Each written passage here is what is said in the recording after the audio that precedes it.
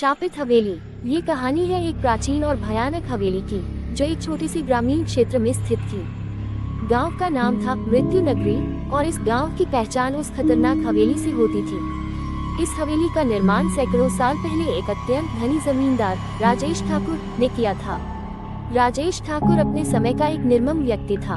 हवेली के निर्माण के दौरान कई निर्दोष मजदूरों की जान जाने की घटनाएं सामने आई।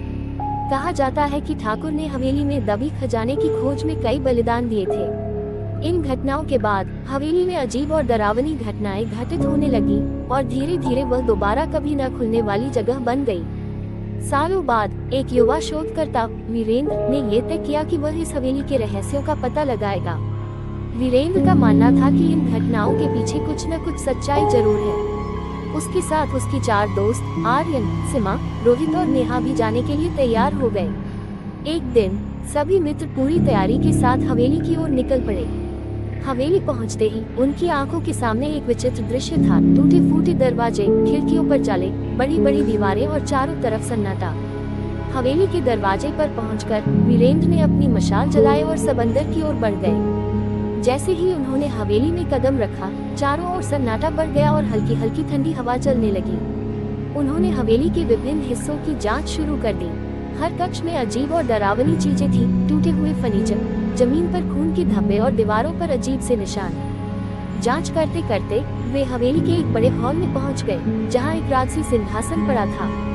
सिंहासन देखकर उन्हें महसूस हुआ कि यहाँ कुछ रहस्यमय है। जैसे ही उन्होंने सिंहासन को छुआ, पूरा कक्ष अंधेरे में डूब गया और हवा में ठंडक बढ़ गई। अगले ही पल एक भूतिया आकृति उनके सामने प्रकट हुई। वह आकृति राजेश ठाकुर की आत्मा थी।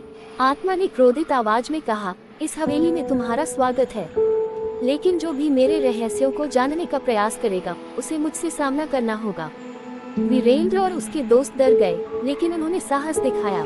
वीरेंद्र ने आत्मा से पूछा, हम यहाँ सच जानने आए हैं। तुम्हें किसी विशेष कारण से शापित किया गया है। हम कैसे मदद कर सकते हैं?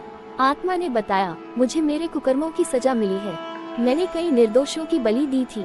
अगर तुम मेरे हाथों मारे गए निर्दोषों की आत्माओं को शांति दिला सकते हो, तो मैं भी इस शाप से मुक्त हो सकता हूँ। वीरेंद्र और उसके दोस्तों ने आत्मा की बात मानी और ठान लिया कि वे निर्दोषों की आत्माओं को शांति दिलाने के लिए कुछ भी करेंगे। उन्होंने हवेली के तहखानों की ओर कदम बढ़ाए, जहां कहा जाता था कि उन निर्दोषों की आत्माएं बंद थीं। तहखाने में प्रवेश करते ही एक भारी दरवाजा उनके सामने आया, जिसे खोलने के लिए उन्हें ऊपरी मंजिल से चाबी लानी पड़ी। ऊपरी मंजिल पर पहुंचते ही उन्होंने एक पुराने संदूक में वह चाबी पाई।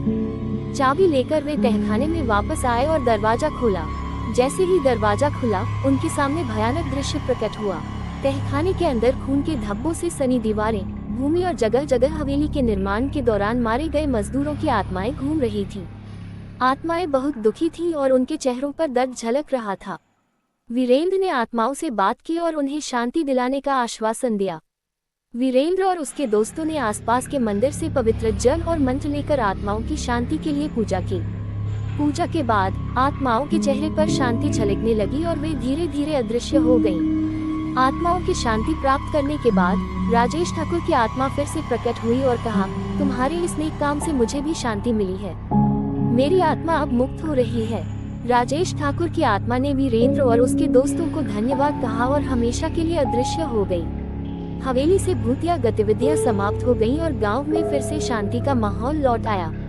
वीरेंद्र और उसके दोस्तों की साहसिकता और निष्ठा ने हवेली के रहस्य को उजागर किया और वहां की आत्माओं को शांति दिलाई।